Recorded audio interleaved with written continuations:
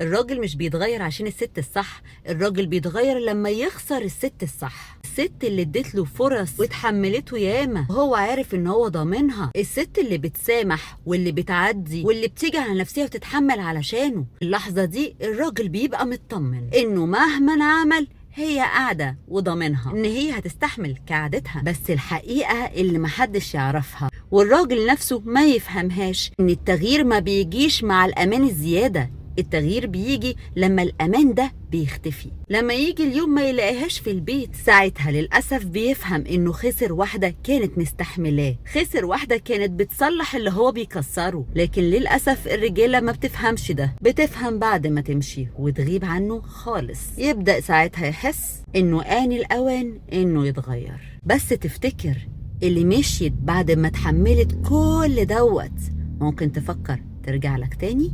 ندمت متأخر. الحق نفسك قبل الست عشرة عمرك دي ما تروح منك خالص وتختفي من حياتك. وبس كده، سلام عليكم.